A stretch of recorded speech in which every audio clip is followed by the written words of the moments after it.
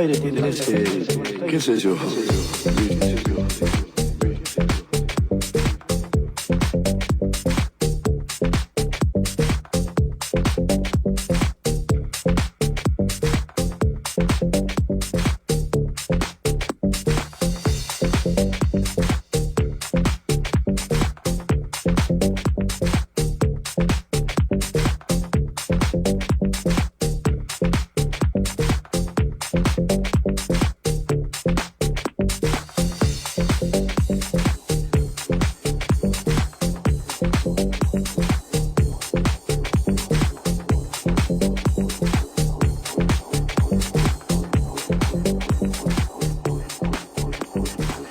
Salís de tu casa por animales, donde siempre en la calle de vos.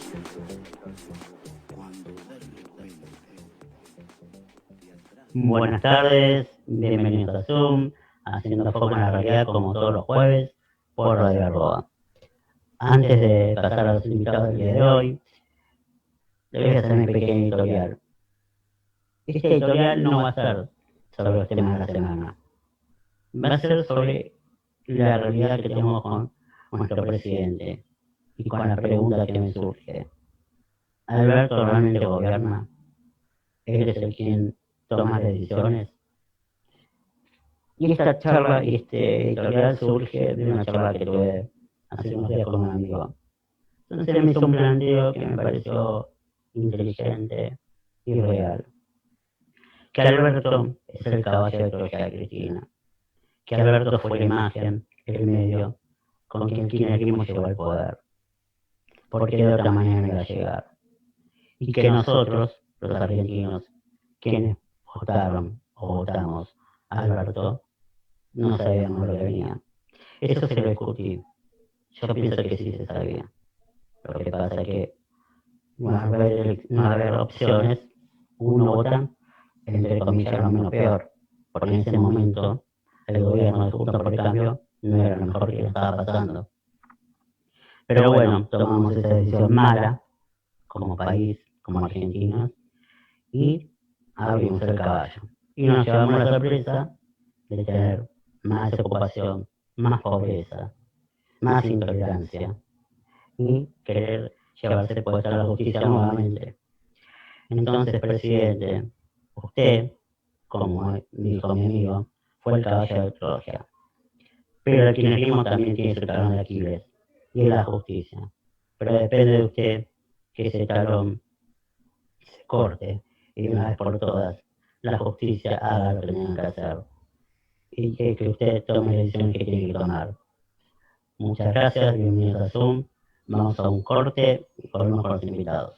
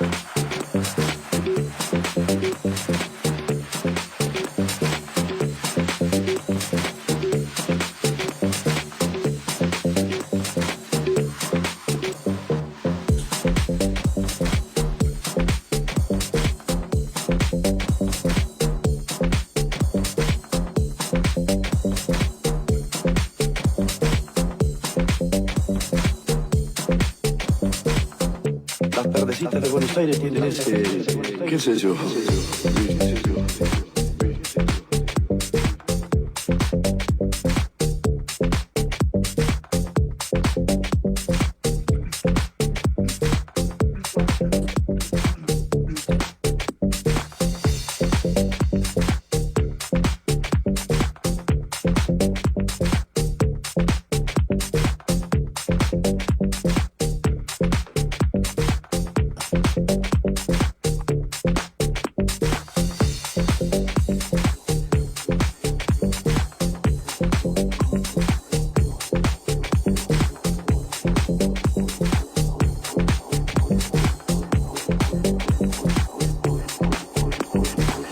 Salís de tu casa por la madre, donde siempre en la calle de vos.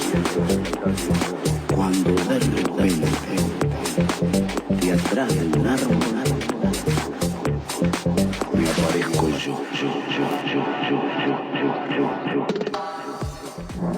Buenas tardes nuevamente. Bueno, estamos con las invitadas del día de hoy. Victoria Villarruel, periodista, abogada, Karina Mariani, una amiga de la casa. Bueno, buenas tardes de todo. ¿Cómo estás, Victoria? ¿Cómo estás, Karina? Bien, ¿cómo va? ¿Me escuchan ahí? Sí, escuchamos perfecto. ¿Ustedes me escuchan bien? Estamos perfectas. Bueno, el Hola, tema... Karina. ¿Cómo va?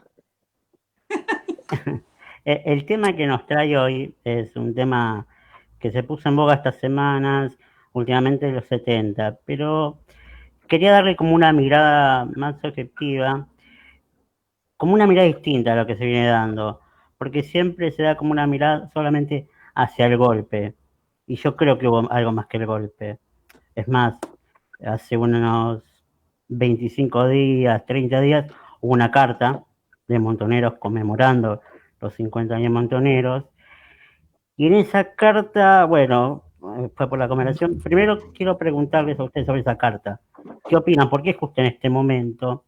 Y algo de esa carta que no llegué yo a entender es la referencia que hacían a Alfonsín, como que los había traicionado. Mira, te cuento, la carta esta, en realidad Montoneros y el Ejército Revolucionario del Pueblo vienen desde hace muchos años reivindicando su accionar e identificándose con mucho orgullo dentro de lo que es la existencia de estas organizaciones armadas y de cara a la sociedad en plena democracia. O sea, recordemos que hace pocos meses atrás también surgió una declaración del Ejército Revolucionario del Pueblo, donde ellos hablaban de que con un uniforme militar y un grado militar ofrecían sus servicios al presidente Fernández por el tema de la cuarentena. O sea, tanto Montoneros como el ERP han reivindicado su pertenencia, sus valores y no han depuesto nunca las ideas que tenían. Y eso, si querés, para mí es lo más significativo, que en definitiva a la población no le han contado la verdad de lo que hicieron en la década del 70, pero no tienen ningún empacho en reivindicarlo, en asumirlo y en hacer, viste, como eco de todas sus acciones, por supuesto, cuidando de quedar como los inocentes de la historia, cuando en realidad son corresponsables de lo que pasó. Karina. Hay una, sí, esperen, que estoy con problemas técnicos. Ahí habilité la cámara, recién venía, tenía mala luz. Me parece que hay algo que nosotros no estamos, no hacemos hincapié muy seguido y que Victoria lo estaba explicando. Hay hoy un reportaje de no hace mucho tiempo, Vicky, en el que estabas con Reato y con Clara Mariño, y creo que estaba perdida y no me acuerdo, en la cual los tipos decían algo así como, bueno, esto no tenemos de qué arrepentirnos, no hicimos nada mal, en todo caso hubo algún tipo de error, te diría técnico, pero se daban el lujo de decir incluso que se comparaban con San Martín en el contexto de que, bueno, ellos estaban en una guerra y se consideraban soldados. Esto se contrapone con el discurso histórico que fue de blanqueo de las organizaciones terroristas de los 70, que es, acá no hubo ninguna guerra. Exactamente. Entonces, Exactamente. Bueno, por eso ellos juegan este doble juego. Primero te reivindican lo que hacen, pero después, cuando tienen que ir a cobrar la indemnización, la pasan, o sea, le dicen a la sociedad y al Estado que ellos en realidad fueron jóvenes idealistas o disidentes políticos. O sea, para la plata son inocentes, pero para reivindicar sus acciones tienen todo orgullo, no deponen sus ideas, no piden perdón a la sociedad y siguen de última siendo un cáncer para el progreso de este país. Esa es la realidad. Claro, Bueno, aparte pero yo, ahí perdóname, Martín, sí, ahí sí, tenés una cosa, Vicky, con ese tema, y es, no tienen por qué pedir perdón a una sociedad que no le reclama eso, ¿entendés? O sea, si vos agarrás, voy a decir un diario por decir uno, pero en realidad hay un montón, pero si vos agarrás, por ejemplo, las reivindicaciones periódicas que hace Anguita sobre los atentados, ¿entendés? O sea, a mí me parece que la libertad de expresión es absoluta y que todo el mundo tiene que escribir desde cualquier lugar porque es el derecho hasta la muerte de expresar lo que pensás. Las ideas no delinquen, delinquen las personas. Pero las personas que delinquieron, efectivamente, que son delincuentes, son personas que están reivindicando esto. Y lo están reivindicando desde la libertad y desde haber sido premiados por esta sociedad. Porque si vos agarrás y le das subvenciones, le das posibilidades de tener un dólar diferenciado, si le das organizaciones, si les das espacios políticos, nos estás premiando como sociedad durante mucho tiempo, nos hemos premiado. Entonces, ¿por qué los tipos van a sentir la necesidad de disculparse? ¿De qué? Si triunfó su ideario. Tal claro, cual, bueno, es hay así. como un romanticismo, lo que yo veo en las nuevas generaciones, con los 70, un romanticismo como que Ler y los montoneros hicieron algo por la patria y en lucha por algo, pero en realidad actúan también en un gobierno democrático, porque ellos actuaron en el gobierno de Perón.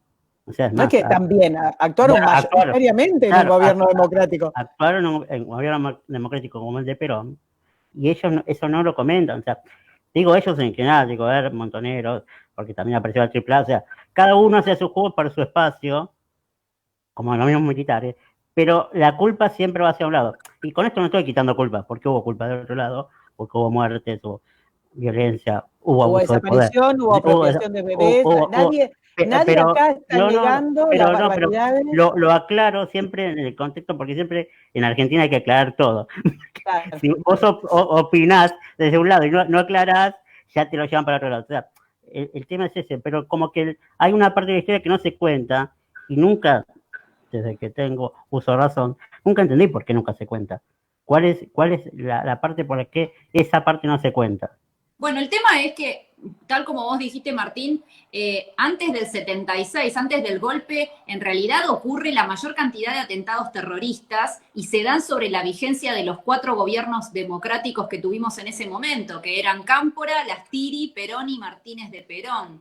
Durante esos 3 años de democracia, se contabilizan la mayor cantidad de asesinatos, de heridos, puesta de bombas, asesinatos, secuestros, copamientos de unidades militares, hasta secuestros de aeronaves. Definitivamente la situación era una situación de guerra. Pero cuando comienza, luego se recupera la democracia a partir del 83, toda esta historia, que era dolorosa per se para todo el pueblo argentino, solamente se contó a partir del 24 de marzo del 76. Y esto para mí ha tenido un claro objetivo político que significó el garantizar la impunidad para uno de los 2 sectores que se había enfrentado en este conflicto armado interno, es decir, en esta guerra de baja intensidad. O sea, el único sector que hasta el día de hoy continúa impune, continúa ocupando puestos de gobierno, continúa recibiendo indemnizaciones, continúan sus ONGs recibiendo subsidios. Es decir, el único sector que hasta el día de hoy significa para el Estado argentino un collar de melones en el cuello es definitivamente el de los tipos que quedaron impunes. Entonces, hay una clara intencionalidad de que esta gente no pague por sus crímenes. Y mientras tanto vos tenés ciudadanos de todo tipo, argentinos, extranjeros, de todas las religiones, de todas las ideologías, de todos los orígenes económicos y sociales, que han sido víctimas de Montoneros, el ERP y las demás organizaciones que cometieron actos de terrorismo, y ninguno de ellos ha sido ni indemnizado y no tiene derecho ni a la verdad ni a la justicia. Entonces, lo que hemos visto en estos 37 años de democracia es la construcción de un relato que ha garantizado la impunidad de un sector. Cari. Claro. No, ahí quería preguntarle, me gustaría, porque no sé si toda la gente sabe, las organizaciones terroristas cometieron innúmeros actos de violencia en democracia, algunos de los cuales son muy claros respecto del accionar profesional. Estoy haciendo profesional con comillitas con los dedos. Uno de ellos tiene que ver con el copamiento de Formosa. ¿Por qué? Porque cuando te cuentan, y esto es algo de lo que vos decías, Martín, cuando te cuentan la historia de los jóvenes idealistas, minimizan en tanto el accionar guerrillero que la gente no tiene idea de lo que estamos hablando. No solo estamos hablando de gente que se autopercibía como soldado, que tenía jerarquías castrenses, sino que, por ejemplo, secuestraban aviones. ¿Tá? Y esto tampoco es una cosa de un grupo de personas que veían que estaba decaída la situación socioeconómica y entonces se les ocurrió una idea romántica. No, no, no, no. Esto es un plan sistemático que viene de distintas modalidades del accionar terrorista de la Guerra Fría y que decanta en el terrorismo urbano. Victoria es especialista, yo no quiero meterme en lo que ella sabe mucho más, pero si querés contar, Vicky, un toque lo que es que estamos conmemorando ahora el aniversario del copamiento de Formosa, por ejemplo. Bueno, el 5 de octubre de 1975, Montoneros hace su presentación en sociedad al pueblo argentino como el ejército montonero. O sea, ellos eligieron la provincia de Formosa para mostrar el poderío del ejército montonero. Y para ello, ese domingo del 75, ellos secuestraron un avión de Aerolíneas Argentinas que iba en vuelo hacia la ciudad de Formosa. Lo secuestraron con todos los pasajeros adentro y, por supuesto, el personal de cabina. Lo hicieron... Perdóname, Vicky, porque acá te interrumpo, hago un poco le robo el periodismo, el rol periodístico. Martín. No, entrevistador, no periodista. Pero que quede claro esto, porque si no, nosotros vemos acciones, por ejemplo, no sé, cuando se habla del terrorismo en Medio Oriente o demás, y no estamos tomando conciencia de que secuestraron un avión con pasajeros. ¿Estamos? ¿Queda claro que acá no hay ningún idealismo de juventud, de ternura posible? Estamos hablando de delincuentes atentando en plena democracia. ¿Estamos?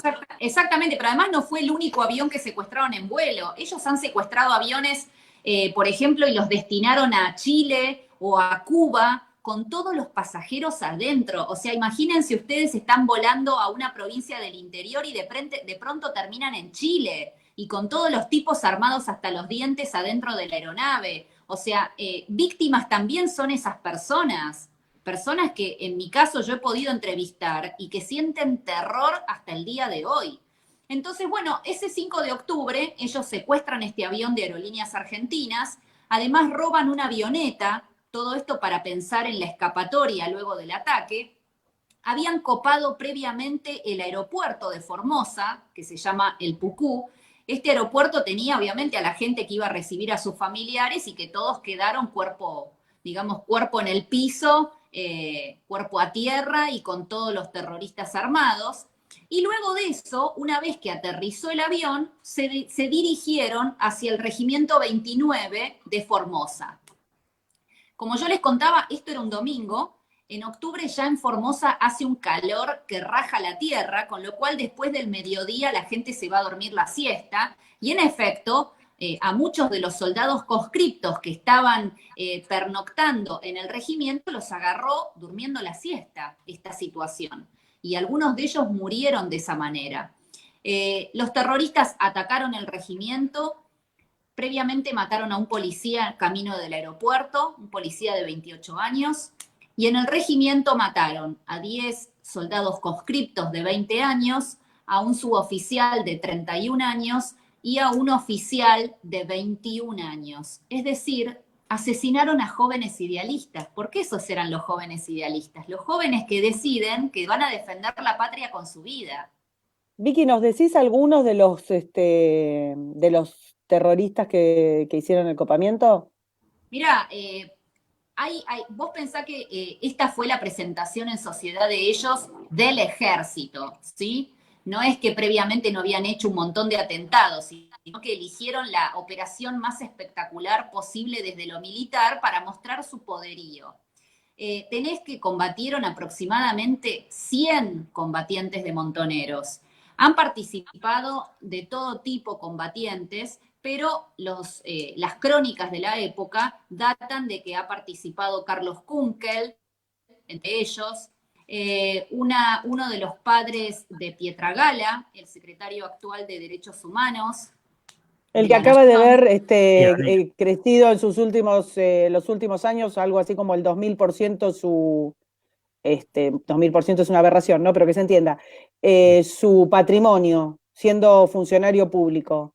Sí, realmente es el lobo de Wall Street, se ve que es muy hábil ahorra mucho. Es que vos sabés que debe ser el único argentino en todo el país que en cuarentena le está yendo estupendamente bien. Bueno, al señor presidente también le fue bien el último año, creció un 71%. Pero lo de Pietragala es desbordante. Vamos, 2.300% más es un winner. No, ni que juegues a todas las loterías posibles. Bueno, y participaron un montón de personas, obviamente hay algunos que, digamos, para el tema del terrorismo son conocidos, otros no. Este regimiento tuvo un soldado conscripto entregador que se llamaba Roberto Mayol. Este soldado era de Santa Fe, de una familia muy tradicional, que cuando se enteró que el hijo era montonero y muere en combate en el regimiento, no quiso pedir la indemnización ni nada por el estilo. O sea, tuvieron la dignidad que no han tenido la mayoría de los familiares de estos asesinos, que han pedido indemnización como desaparecidos. De hecho, todas estas personas que murieron en combate en el regimiento de Formosa figuran en el Parque de la Memoria como asesinados. La mayoría se han presentado para cobrar la indemnización como desaparecidos por la ley 24411. O sea, en definitiva, son recordados como si fueran héroes. Y vos sabés que en la Universidad del Litoral, en Santa Fe, hay una placa que recuerda a Roberto Mayol, al soldado entregador, como si el tipo hubiera sido un gran valor. Así que, en definitiva, esta fue una operación. Vuelvo a la misma. Ahí lo que tenés es una sociedad dispuesta a pagarle a terroristas asesinos una indemnización por su accionar. Esto es, Martín, cuando vos decís, bueno, yo siento que en los últimos tiempos se ha contado una parte. No es que se contó una parte, claro, se mintió una parte. Por eso digo, es como un cuento, un romanticismo de los héroes de la República, bueno, de la Nación, pero en realidad se ocultó, y aparte el uso político, porque el peronismo también en su momento, bueno, Perón obviamente, los usa, entonces lo que, ahí veo el tema del poder, porque Perón cuando los expulsa, una cuestión de poder, es cuando después viene lo de Rucci. Bueno, lo de Rucci fue en el 73, después que lo expulsa Perón de la Plaza. El 25 de septiembre del 73, hacía 2 días que Perón había ganado las elecciones en su tercer presidencia, y Montoneros le tira el cuerpo de Rucci en la mesa de negociaciones, esa es la verdad, o sea, le quiso dar una muestra de fuerza a quien era el caudillo, el viejo líder.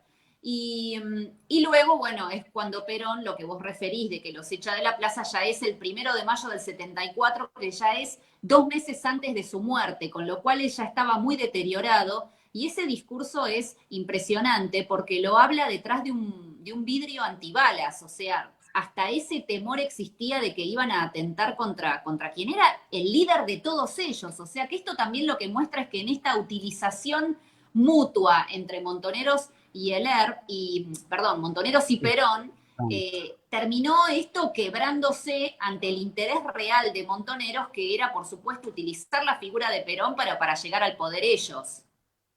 Sí, Hay para marcar. hay una cosa que me parece que es importante acá destacar. Montoneros, SERP, no son un fenómeno argentino, son la manifestación argentina de un fenómeno internacional. Sobre todo se da en América Latina, en el contexto, bueno, ustedes saben que teníamos como la última etapa o la etapa intermedia de la Guerra Fría. Fue particularmente violenta en los fines de los 60 y los 70 en América Latina. Y esto era un programa de orden integral de la región. Estaba comandado y tenía su base de operaciones, su base logística en Cuba. Ahí vuelvo a usurparte el lugar, Martín, para que Vicky nos cueste un poco cómo funcionaba. No, porque, a ver, estamos hablando de la sede central. Sí. Esto, yo quiero aclararle a los chicos que escuchan esto, o a la gente que quizás no es chico, pero no tenía tanto interés. No es cierto que había un deterioro económico que, si lo miramos con indicadores en comparación con los actuales, era Suiza, digamos esto. Pero es cierto que luego de la crisis del petróleo, la mayoría de los países de la región, bueno, todo el mundo había sufrido una caída económica importante y los países de la región estaban afectados.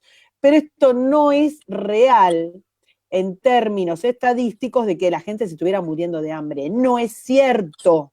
No es cierto que había un deterioro. Escuché hace poco tiempo incluso a funcionarios de partidos grandes de nuestro país decir, bueno, en realidad mi idea era que, como estaba muy deteriorado el tema socioeconómico, teníamos que organizarnos. No hablaban de lucha armada, pero hablaban de organizaciones del tipo Montoneros. No es real. Esto no es cierto, no pasaba, no era un reclamo de la sociedad, no era una demanda real. Esto fue la manifestación concreta de un plan internacional que venía a cuento entre que América Latina era el patio trasero de Estados Unidos y de Rusia en la lucha de la Guerra Fría. En ese contexto, obviamente Cuba pasa a ser la universidad y los proveedores de arsenal. Ahí podés contar un poco más vos, Vicky. Sí, a ver, hay tres factores principales que se dan en el caso de Argentina, algunos son comunes a Latinoamérica, pero el primero de ellos es, tal como vos decís, es la Guerra Fría. Dirimían el poder las dos potencias del mundo, Estados Unidos y la Unión de Repúblicas Socialistas Soviéticas, y en el caso de América Latina y los países no alineados, que también era nuestra región, junto con África y Asia, se dirimió este tipo de batallas que eran guerras de tipo irregular. En el caso de Estados Unidos apoyó más bien a los gobiernos de facto militares o cívico-militares, y en el caso de la Unión de Repúblicas Socialistas Soviéticas apoyaron a los grupos insurgentes. En nuestra región la usina fue Cuba, y ya en 1967, en la OLAS, la Organización de Solidaridad Latinoamericana, en esta conferencia que se hizo en el 67 en Cuba, ya se ordenó de alguna manera, ya se plasmaba en los documentos públicos la necesidad de crear los ejércitos de liberación nacional en los distintos países de nuestra región. Entonces, el primer factor fue la Guerra Fría. El segundo factor, que fue muy preponderante para América Latina, fue la infiltración del marxismo en la Iglesia a través de la teología de la liberación. Entonces, allí los sacerdotes y las religiosas propugnaban una visión propia de los evangelios, donde ellos decían que la violencia de los oprimidos no era violencia, sino que era justicia. Y de esa manera justificaron la violencia armada, en la cual incluso llegaron a participar sacerdotes en acciones armadas, como ocurrió en Argentina, donde Montoneros llegó a tener y a solicitar ante el Vaticano que se le designaran capellanes militares. De hecho, en mi libro lo llaman Jóvenes Idealistas, hay una foto de uno de esos capellanes militares, que era el padre Adur, que celebraba los bautismos y los casamientos entre los terroristas, y tiene los grados militares en la camisa del hábito. Y el tercer factor, que es un factor propio de la República Argentina, es el peronismo. ¿Por qué? Porque Perón estaba proscripto, no podía regresar. Las resistencias peronistas que se habían dado durante la década del 50 no habían prosperado lo suficiente como para forzar el regreso de Perón. Y entonces, bueno, de alguna manera Perón usó a los montoneros y Montoneros usó a Perón. Los montoneros pensando en usar esta figura para llegar ellos al poder e implantar una dictadura comunista. Y Perón pensando en utilizar a estos jóvenes que incendiaban el país y que iban a forzar de alguna manera el regreso de él a la Argentina. Esto no fue lo que pasó. Perón se murió el 1 de julio del 74 y nos dejó esta papa caliente que hasta el día de hoy estamos pagando con intereses usureros. Así que estos fueron los tres factores principales, pero si ustedes se fijan, hoy esos factores que parecen de alguna manera como que ya los superamos, si lo analizamos desde la historiografía, en realidad no los superamos tanto cuando vemos un papa que reivindica de alguna manera esos ideales de la teología de la liberación. O vemos lo que es la presencia... Bueno, ojo, Vicky, perdón, te interrumpo un segundo. Si ves los últimos tweets, ni hablar de esta nueva encíclica de Fratelli, que es para analizar punto por punto, no tiene desperdicio, de alguna manera vuelve, a ver, si había una cuestión novedosa ideológicamente antes de los 70, es la idea de que el ideal ideológico, el ideal filosófico, estaba justificado alcanzarlo a través de la violencia. Esto fue plasmándose en distintos estamentos, en las universidades, en el arte, en libros, en obras de teatro, o sea, nada de todo esto siempre es una cosa sola, suelta, siempre es un combo. Ese combo que empezó muchos años antes, después terminó en lo que exactamente estaba comentando Victoria, de, bueno, la justificación de la acción armada, lo bueno, lo ideal de la acción armada. Y que viene a cuento también de cómo Cuba fue idealizando a personajes como el Che y demás, se hace alrededor de ciertas personas, esto que Martín comenta y que llama la romantización de ese terrorismo. Si nosotros vemos ahora, si ustedes se toman el laburo de leer tweets del Papa actual, de Bergoglio, y esto no es una crítica a la Iglesia Católica ni a la creencia, nada que ver, sino a la cuestión administrativa del Vaticano, si ustedes ven, vuelve a justificar la acción por fuera de la ley en función de objetivos que él pone como prioritarios y a los que les da una agenda absolutamente sesgada a la izquierda, ya sin disimulo, ¿verdad? Sí, a mí incluso, de hecho, me sorprende porque cuando era arzobispo de la ciudad de Buenos Aires, yo fui a verlo como presidente de la asociación que presido, valga la redundancia, y él no tenía este discurso, o sea, no tenía un discurso tampoco reivindicador de ningún tipo de sector en particular, pero no era un sacerdote que en su discurso público, cuando vos lo ibas a ver, te reivindicaba de alguna manera la violencia armada de los 70 o de los 80, depende del país del cual estemos hablando. O sea, no reivindicaba esos principios. Entonces me sorprende sobremanera porque no es que me repita eso habla de su capacidad de adaptarse a los momentos, a las modas ideológicas. Hoy es el tema, nos adaptamos a esto. Tal cual, claro. Tal cual. Pero aparte no fue una sola vez que me reuní con él y en ningún momento mostró cercanía para con esto. Pero bueno, en definitiva... Bueno, su relación con el kirchnerismo en esa época era mala, o sea, no existía. Por eso mismo, o sea, había tenido la biografía en la cual Berbisky lo había destrozado, tenía imputaciones en juicios de lesa humanidad, que me acuerdo que cuando lo fui a ver le preocupaban sobremanera porque me decía... Yo soy inocente, yo no soy culpable de ninguna de las imputaciones que me hacen.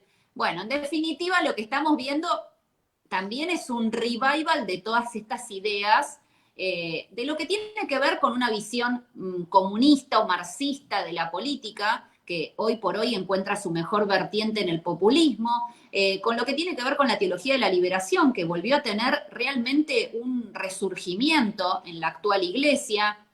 Y por supuesto, bueno, está la causa siempre circundante del peronismo, con su transversalidad, porque al ser un partido que refleja todas las expresiones del ideario político, la realidad es que terminan sus internas dirimiéndose en toda nuestra sociedad y en todo nuestro campo político.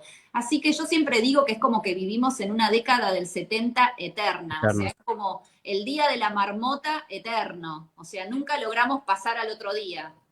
Pero ustedes ven como que hay posibilidad, y entre comillas, de una vuelta a eso, porque bueno, desde la política, o sea, desde el gobierno, desde los presidentes como Dualde, desde el periodismo, que hay parte que como que reivindica esa época de nuevo, que no sucedió ni siquiera con el anterior gobierno de Cristina, o sea, no pasó tanto, y en estos últimos 8 meses es como el revival, como decís vos, o sea, ¿se está gestando algo o es solamente un recuerdo vago? ¿Qué opinan?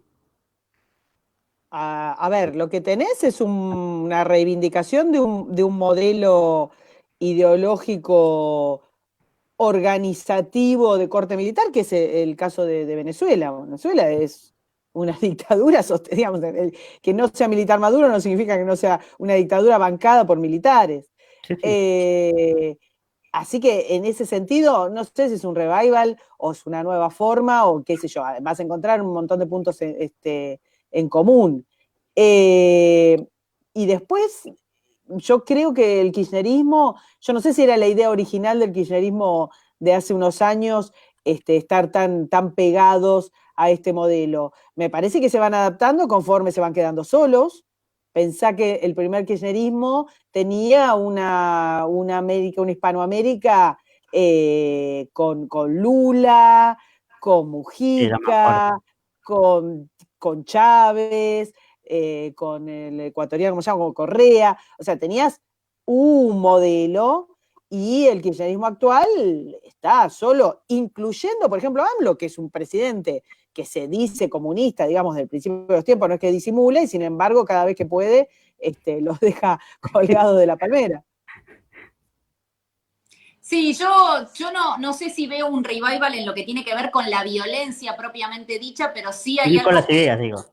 Claro, pero sí creo que hay algo que es a destacar. Hay diferencias sustanciales con la década del 70 en los siguientes temas. El nivel hoy de pobreza es exponencial al lado del que había en la década del 70, tal como mencionó Karina. O sea, era la pobreza, quienes estaban en situación realmente debajo de la línea de pobreza era el 4% de la población. Hoy esa cifra ya fue superada en varios dígitos. Entonces, en primer término, la situación del país es mucho más extrema que la que se vivía en ese momento. También, además, tengamos algo presente, las Fuerzas Armadas ya no tienen ni el presupuesto ni ningún tipo de... Ni la capacitación, Vicky. Ni están avaladas por el mismo Estado para enfrentar una agresión interna o externa, sea del tipo que sea. O sea, y aparte esto tampoco quieren ser parte ya. O sea, por supuesto que no, por supuesto que no. Aparte, están subordinadas al poder político, o sea, esa es la realidad, están subordinadas al poder político, o sea que ahora no podemos pretender ningún tipo de situación que no sea estar subordinados al poder político con sus ventajas y sus desventajas. Ahora, ¿qué sucede? Que esta situación se plasma, por ejemplo, en lo que pasó en el día de ayer, que todo el mundo se anotició, de que un grupo de mapuches habían tomado una porción de tierra de la Escuela Militar de Montaña en Bariloche. Quiero decirles que ya en esta Escuela Militar de Montaña ya hay tomas desde hace rato, esto no es de ahora. Lo que pasa es que avanzaron sobre un nuevo terreno, sobre una nueva porción. Esto totaliza una toma de 700 hectáreas que están en litigio, y aquí las Fuerzas Armadas terminan siendo desautorizadas de defender lo que es su función principal por un instituto que depende de la Secretaría de Derechos Humanos, como es el Instituto Nacional de Asuntos Indígenas. O sea que lo que estamos viendo del además, millonario Pietragala. Claro, de lo que estamos viendo y todo ahora, cierra. En lo de Pietragala, la verdad que es un horror. El omnisciente Pietragala. Sí, sí, no, lo de Pietragal es un horror. Definitivamente creo que no tenemos que olvidarlo jamás porque es una vergüenza caminante. Pero yendo a lo de Bariloche, lo que nos estamos encontrando es que un Instituto Nacional de Asuntos Indígenas termina arrogándose el derecho de entregar tierras del ejército, que en definitiva son tierras de todo el pueblo argentino, a un grupo de personas que no reconocen al Estado argentino, que su derecho lo detentan supuestamente, su derecho entre comillas, a través de la violencia, y toda esta situación, en definitiva, como yo decía, si el ejército no nos puede ayudar a nosotros, ayúdense ustedes mismos, o sea, ¿cómo no van a poder defender o cómo no van a poder plantarse ante la ocupación de tierras que es ilegal?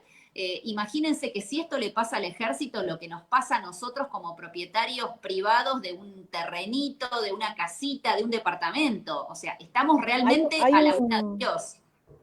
Hay un factor que no era tan determinante, muy minoritario en los 70 y que ahora es un recontra factor para analizar, que es el narco. Ojo, porque ahí podemos decir, sí, es cierto que las Fuerzas Armadas fueron desmanteladas al punto que el ministro del área está proponiendo que los cadetes militares no practiquen tiro, o sea, no sé qué debe querer que hagan crochet. Entonces, es cierto que hay un ensañamiento con ese sector, pero también es cierto que tenemos un crecimiento exponencial de la violencia narco, y la violencia narco es una violencia organizada, nos guste o no. En todo el continente la violencia narco es una violencia organizada, es un Estado paralelo, va creciendo en nuestro país, es el Estado paralelo que sostiene a Maduro, y en este sentido nosotros no nos podemos olvidar que el crecimiento del narco en toda la región es enorme, y en nuestro país es terrible y está a la deriva. Exacto, bueno, por eso mismo, en definitiva, ese componente en el caso del conflicto armado de Argentina no existía, o sea, nosotros no tuvimos el componente narco, sí lo tuvieron Perú y Colombia, pero en el caso de Argentina nunca fue una situación que se viviera dentro de lo que ocurrió en los 70. Pero acá ahora le agrega complejidad a la situación, porque no solamente tenés que las Fuerzas Armadas tienen el menor presupuesto en defensa de toda la región, sino que además, después de haber sido juzgados todos los oficiales, suboficiales, hasta incluso han juzgado a civiles por supuestos delitos de lesa humanidad, yo como abogada no puedo dejar de decirles que aunque no atiendo esa cuestión, porque no estoy presentada en ninguna causa de lesa, cuando leo las acusaciones y veo los juicios orales, no puedo creer cómo se está vulnerando el sistema jurídico argentino. O sea, literalmente hay gente que está detenida hace más de 5 o 10 años con acusaciones que no resisten el menor análisis en ningún país del mundo. O sea, nos encontramos con la utilización ideológica de la justicia. Entonces, ¿prisiones preventivas, por ejemplo, de cuánto tiempo, Vicky? Y hay gente que tiene prisiones preventivas de 10 años. Hay gente que está en prisión, se la absuelve, sale de la cárcel, se apela, vuelve a la cárcel porque la Cámara lo manda al juzgado de origen, el juzgado de origen dicta nueva sentencia, o sea, hay gente que está entrando y saliendo como si esto fuera, o sea, con absoluciones y todo. El porcentaje de absoluciones igual es minoritario, realmente te diría que es menos del 10% de las sentencias, aquellos que salen libres y que logran pasar esto ya en sus domicilios, porque estamos hablando aparte de gente anciana, que en muchos casos ha estado presa 4 o 5 años y después la justicia la absuelve. O sea, ¿quién te devuelve los 4 o 5 años que vos te comiste en una cárcel común? O encerrado en tu casa de 50 metros o 100 metros. Bueno, a toda esta gente es la que, por ejemplo, ahora que se les negó, por supuesto, el 2x1. Claro, bueno, exactamente. O sea, se le reconoce a cualquiera el 2x1, pero a este sector en particular no. Y esto tiene plena vigencia, vuelvo con el tema ideológico actual, con el juicio que le quieren iniciar a Rosenkrantz. Que si querés contás. Perdón, Martín, te tomamos el programa. No, pero está bien, está perfecto. Nos dejás a nosotras. Mientras, hablamos hasta como pasado mañana. Taima, mientras el rating ayude, sigan. Pero sí, lo que está pasando, a ver, lo que le pasa a Rosenkrantz está pagando el voto del 2 por 1, pero el problema acá es que se está destrozando el sistema legal, porque estos juicios sí se está juzgando a gente que para la sociedad es antipática, el sargento Pirulo, o sea, el sargento X, que está acusado de crímenes terribles de lesa humanidad, crímenes que en la mayoría de los casos no se demuestran, porque te digo que yo he visto sentencias, declaré por primera vez en un juicio de lesa humanidad este año, nunca había sido llamada como testigo de contexto, y las acusaciones y las preguntas de la fiscalía y de los querellantes, las preguntas que yo tuve de parte de ellos eran vergonzosas. O sea, yo dije, si esto es contra un ciudadano que de última es especialista en un tema, no me quiero imaginar lo que debe ser con aquellos que están imputados de esto, que en la mayoría de los casos, ya te digo, ni siquiera se demuestra. Entonces, esta situación se va a verter, se va a volcar sobre el resto de los ciudadanos. O sea, si los ciudadanos creen que esos antecedentes legales no los van a alcanzar en alguna otra situación, bueno, tienen un profundo desconocimiento, porque esa doctrina y esa jurisprudencia nos va a influenciar a todos en los órdenes que sea. Bueno, la última pregunta, porque ahí me están avisando que vamos cerrando. Y es hacia dónde vamos y cuándo vamos a ver justicia para todos, no solamente para un sector. O sea, primero hacia dónde vamos como país, si y vuelvo a repetir la pregunta, este incentivo dual de político, periodista, de traer de vuelta esto, traer de vuelta el tema del golpe. O sea, si es solamente el hablar o si se está fomentando algo, o como se dice, el asado, cuando hay que apurarlo un poquito, si es eso, y si algún momento llegará el juicio para todos. ¿Qué opinan? Yo creo que... A ver, perdón, dale, Vicky. No, bueno, Si querés, yo quería comentar, y respecto del juicio para todos, comentá vos que sabés. Sí. A ver, Martín, tenemos una situación sociopolítica que es un hervidero. Tenemos una pobreza, como bien comentaron ustedes, de arriba del 50%.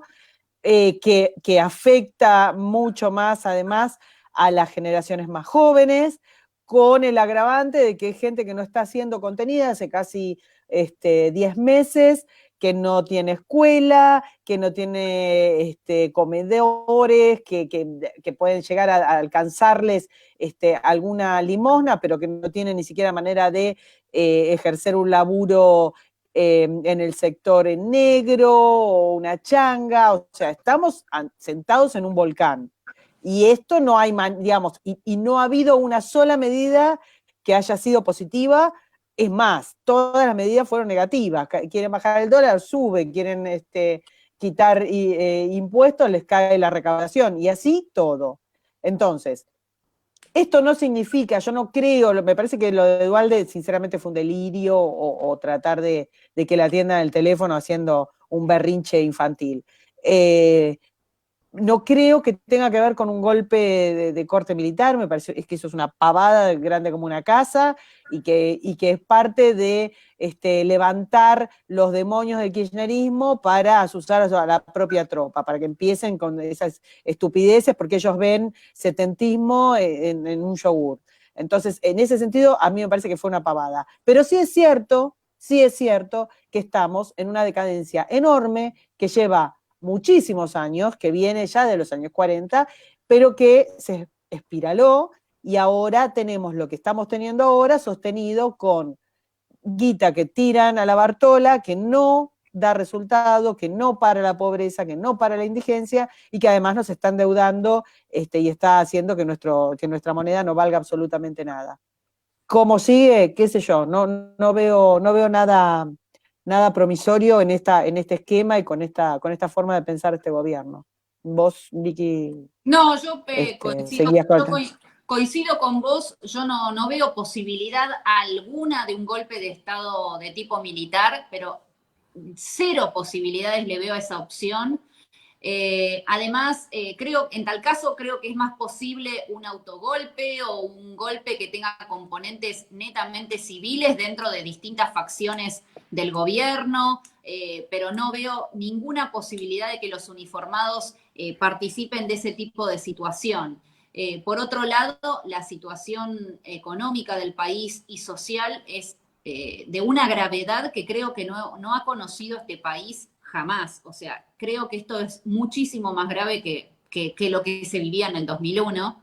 Así que definitivamente temo más por ese tipo de situación, por las consecuencias que va a tener, que se han acentuado con esta cuarentena eterna a la que nos ha obligado este gobierno. O sea, a todos los problemas de coyuntura que tenía la República Argentina pretendió ponerles un parate de 6 meses como si eso hiciera que dejaran de existir, y no solamente no dejaron de existir, sino que se acentuaron. Así que la situación definitivamente las consecuencias son mucho peores de la cuarentena que el virus en sí. Y la última, Y todo eso acentuó lo político, obviamente, la falencia de poder político, la acefalía, la debilidad de este gobierno, sobre todo de la figura presidencial. Así que bueno, y para ir es un cerrando panorama terrible. la pregunta final, en resumen, en 1 minuto y medio. ¿Ves que en algún momento va a haber justicia para todos? No solamente para un sector. Yo cada día me levanto pensando que va a haber justicia para todos, porque creo que esa es la manera de encarar una lucha y sostenerla, que es no sintiéndote derrotado nunca. Pero creo que es algo muy difícil en tanto y en cuanto el pueblo argentino no participe, no se involucre y no se dé cuenta de que lo que le ocurrió a las víctimas del terrorismo les podría haber ocurrido a ellos también, y que solo por esa razón tendríamos que estar todos pidiendo justicia. Muchas gracias, Victoria. Muchas gracias, Karina. Y la verdad, un programa. Les agradezco a las dos. Gracias. Gracias, un abrazo a todos. Chao. Chau, chau. Vamos a una pausa y Chao, volvemos. chao.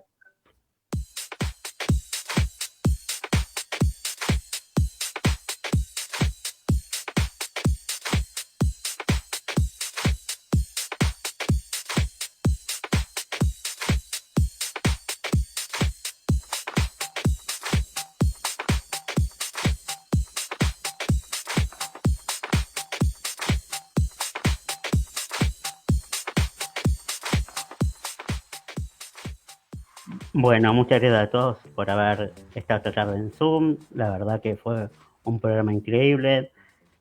Y nada, nos dejó pensando que la justicia tiene que ir para todos lados.